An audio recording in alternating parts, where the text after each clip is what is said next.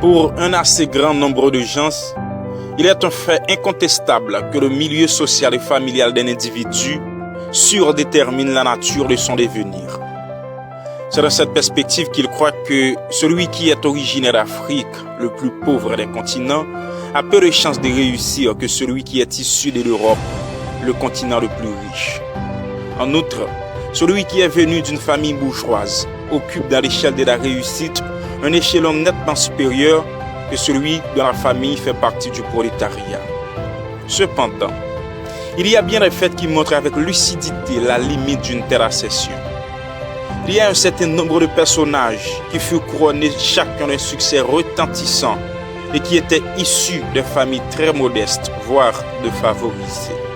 Tel est le cas du célébrissime portugais Cristiano Ronaldo, qui a déclaré avoir vécu dans son enfance au sein d'une famille très pauvre. Or, aujourd'hui, il est devenu le premier joueur milliardaire dans l'histoire du football, selon un article du magazine américain Forbes. Il y a entre autres Ed Sheeran, qui déclara que son enfance était si misérable qu'il n'avait aucun endroit où dormir pendant presque 2 ans. Aujourd'hui, il connaît un succès presque inimaginable dans sa vie. À quelle déduction aboutissons-nous? La voici. L'idée selon laquelle notre avenir, notre succès dans la vie dépend de notre milieu social et familial n'est acceptable qu'à une certaine mesure. En effet, peu importe le lieu d'où nous venons, les péripéties auxquelles nous confrontons, nous avons chacun la possibilité de connaître le succès. Pourquoi? Bien, c'est parce que nous sommes nés chacun avec une capacité, une aptitude, un savoir-faire, un talent. Et sur ce point, Wilfred Arlen Peterson disait: il y a au fond de vous de multiples petites étincelles de potentialité. Elles ne demandent qu'un souffle pour s'enflammer en de magnifiques réussites. C'est une façon de dire que personne n'est véritablement nul ni destiné à l'échec. Vous avez en vous plein de ressources. Il est important d'identifier votre capacité, votre talent, afin de l'allumer, le développer. Dites-vous bien, on n'était pas tous nés pour être médecin, ni pour être psychologue, ni pour être pâtissier, pour être astronome, et j'en passe. Le professeur a sûrement besoin du médecin pour le soigner. L'ouvrier a besoin de l'avocat pour plaider sa cause. L'instituteur a besoin de l'ingénieur civil pour reconstruire la maison de son rêve. L'entrepreneur a besoin du gestionnaire pour lui confier le contrôle des ressources de son entreprise. Ainsi, nous parvenons à conclure qu'il y a une sorte d'interdépendance parmi les individus constituant la société.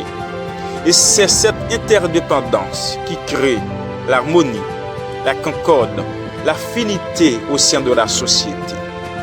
Quelle raison avez-vous à vous sentir gêné, mal à l'aise du fait d'être cultivateur et non professeur? Aucune raison. Pourquoi avez-vous l'impression d'être mal vu du fait d'être confectionneur et non gynécologue? Aucune raison. Il est possible que vous n'ayez pas l'aptitude nécessaire, requise, pour œuvrer dans un secteur d'activité qui vous tient à cœur. C'est possible que vous ratiez le rêve qui vous a habité depuis longtemps.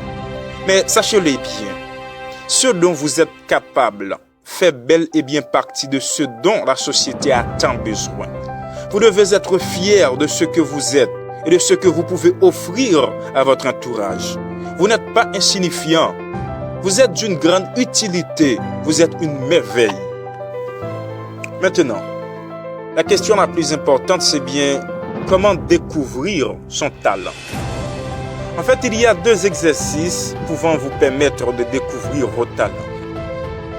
Le tout premier exercice a été proposé par Paul Pironnet, le fondateur de l'Institut de formation Cohésion internationale. Cet exercice dénommé Mini Audit Social vous permettra de mieux vous connaître grâce aux autres. Vous pouvez poser cette question à certains membres de vos familles, à certains proches, amis ou professionnels.